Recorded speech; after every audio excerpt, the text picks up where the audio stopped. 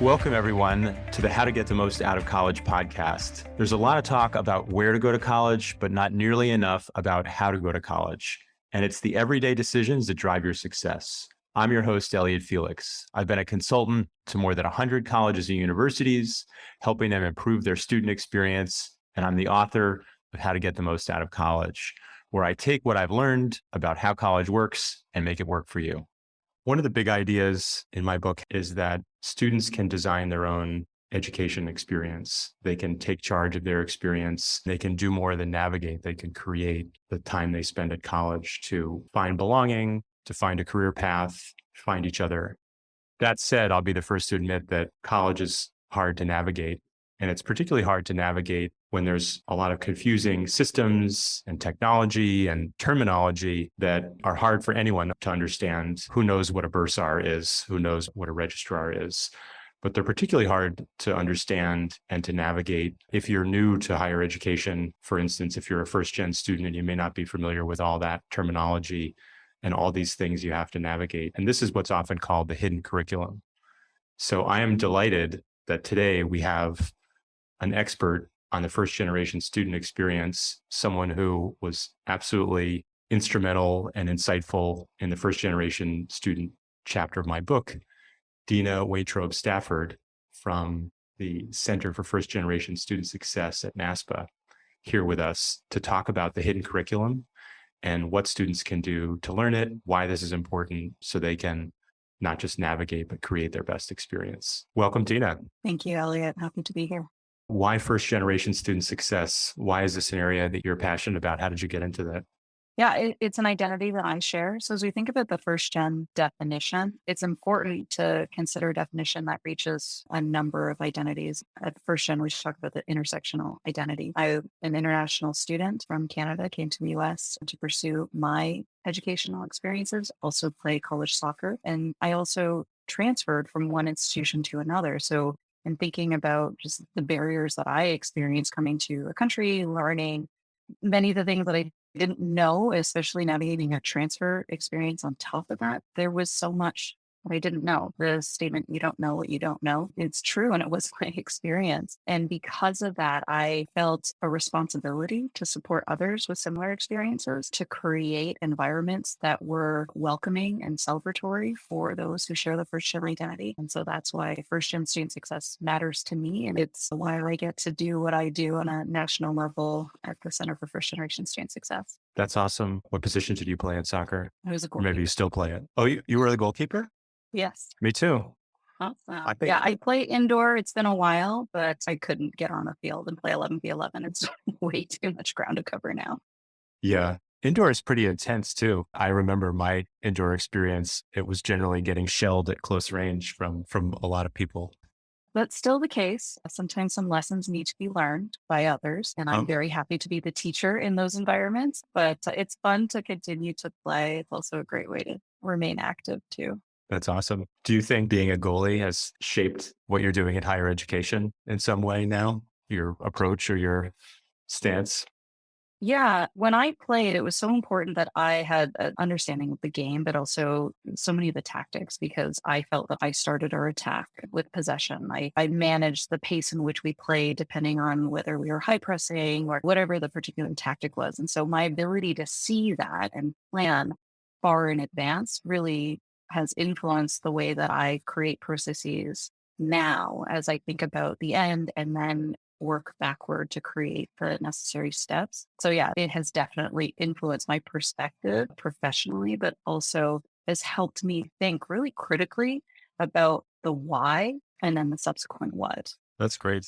Yeah, I feel like my job as a goalie was so much about like seeing the big picture, seeing the whole field and communicating, maybe over communicating with people about what's happening and what to do and when to do it and why to do it all in real time, sometimes at the top of your lungs. Definitely some lessons, some leadership lessons there. So thinking about all the great work that the center does to help first generation students, I'd love to dig into this challenge, potential challenge with the hidden curriculum. Tell us a little bit about what's meant by the hidden curriculum and maybe share a story of a student learning and getting over this barrier. So as we think about the hidden curriculum, just language in particular, you can't see it, right? It is a secret almost, right? And so until you unlock what this secret is, you're not able to speak the same language or have the same understanding. And so something that we talk about frequently is the language we use, oftentimes abbreviations and shorthands.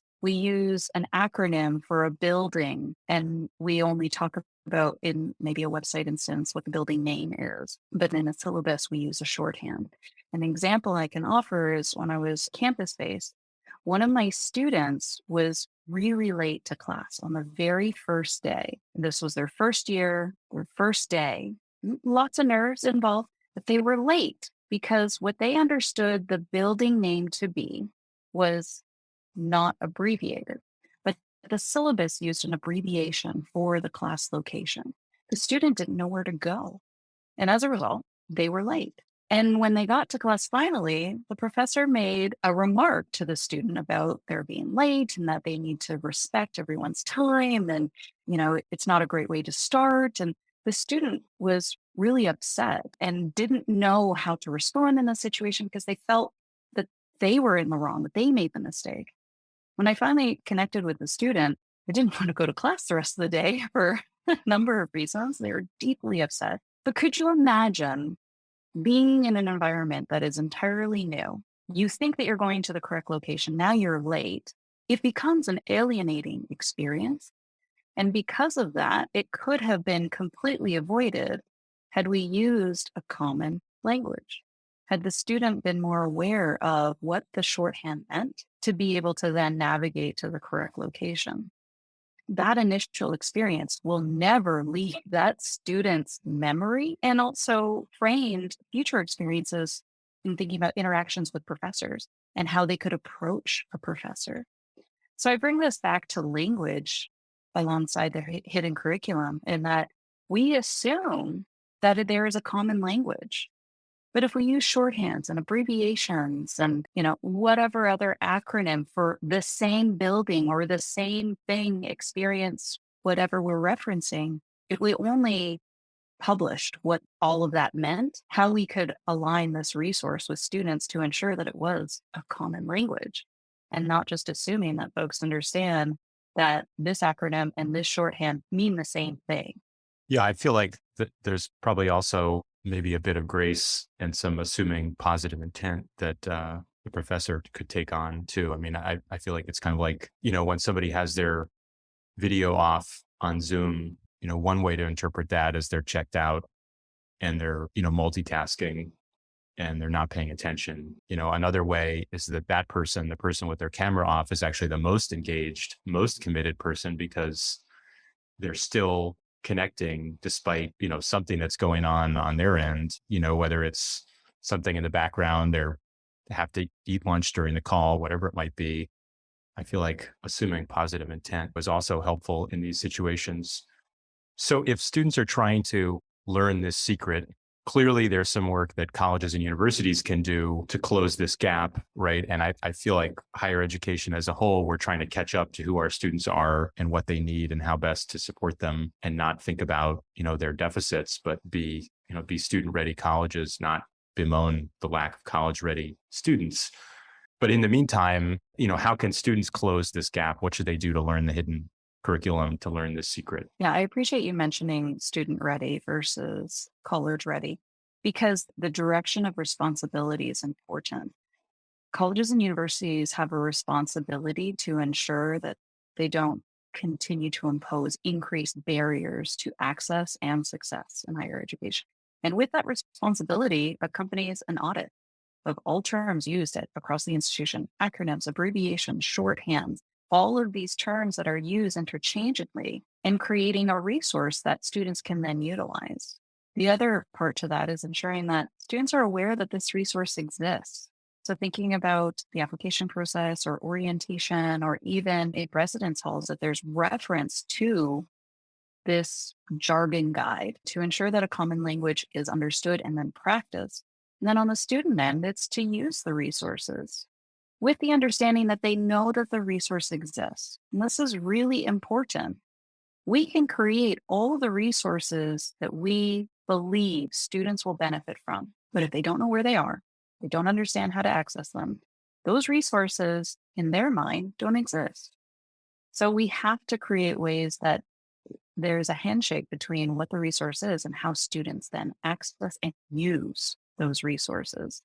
So, bringing it back to the responsibility of student ready versus college ready, institutions must work to ensure that these resources are available to students and that students know how to use them so that they can benefit from what the resource is. So it sounds like step one is go to a student ready college.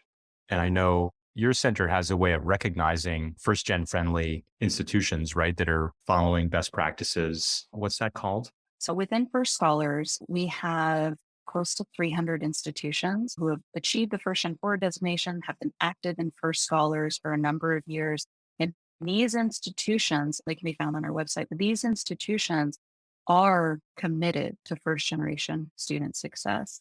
They think intentionally about the admission process and recruiting first gen students to ensure that these students understand what resources exist at their institution. They're thinking through learning communities and first gen residence halls, creating community and sense of belonging for first gen students. They're thinking about internship opportunities and other career readiness opportunities to ensure that post completion, first gen students have the skills, have been given the tools post completion to then pursue their career. There are a number of these institutions to select from, and they're doing such incredible work. That's great. So start off, go to a place that's first gen forward or first gen friendly, or is a student ready college that creates resources for students to bridge this gap. And in the meantime, is avoiding unhelpful or secret or coded language and terminology and processes. And then on the part of the student, it's really to dig into those resources and then ask. You mentioned orientation, RAs. Are there other folks, that can be resources when students have questions and they're scratching their head and saying, what's the bursar or what does R mean on this calendar or that kind of thing? Yeah. Our academic advisors are a great resource, and every student is assigned to an academic advisor. So professors and faculty, they're wonderful resources. That's where our students spend the most time within their classrooms. And so using them, asking questions of them, and ensuring that they can ask the question often is a challenge, right? We might feel a sense of embarrassment when asking a question. But asking questions is it's a sign of strength. It's a sign of inquisition, like that you have a yearning to learn. And we need to celebrate that as opposed to making folks feel that it's a detriment or a weakness or they didn't know the answer to a particular question. It is a sign of strength. That leads me to why is this important? You covered some of this already, because when we think about that student that had that awful first day of class experience, learning that hidden curriculum removes one of these barriers so that you feel welcome, so that you can succeed, and that you can be asking questions, which is a sign of strength. Why else is this important? Why is it important to unlock this secret or decode this language? Well, if we look at the data, more than a third of all college going students identify as first gen. That's a huge representation. And if colleges and universities thought about that and really focused on that student ready mentality and made the tactical shifts to ensure that there was access and that there was a common language spoken at the institution, then right off the bat, first gen students would be able to navigate with greater ease and they wouldn't have to experience so many barriers. And so, dismantling what is the hidden curriculum is so important that we continue to reframe our own mindset and our own assumptions around what college going students know about their progress to degree completion, what they understand about the drop deadline or drop withdrawal deadline. We have to ask ourselves how many assumptions we're making, because alongside those assumptions are students who continue to face barriers, which prohibits their ability to proceed. And so it's really important that we ask ourselves about the hidden curriculum and how we can dismantle the ways in which it's prohibitive to academic success. Absolutely. Final word of advice for first gen students. trying to learn the hidden curriculum? Ask questions. Ask all the questions. It is because of these questions that we can understand the ways that we've created barriers. But what's more is that it's a valid question. They're all valid questions. It also leads to some really neat connections between students and faculty, between students, between administrators and students. So always ask questions. That's such great advice. And I feel like not only do those questions help you, but they help other students because it reveals the gaps in understanding that then the institution can work on. Thank you, Deana, for your time, for your insights today, and for all the great work you do at the Center for First Gen Student Success at NASPA. Thank you for the opportunity. Thanks, everyone, for listening. Remember to subscribe, rate, and review us wherever you get your podcasts. And check out elliottfelix.com for all the episodes and the articles I've written, talks I've given, and more information about the book.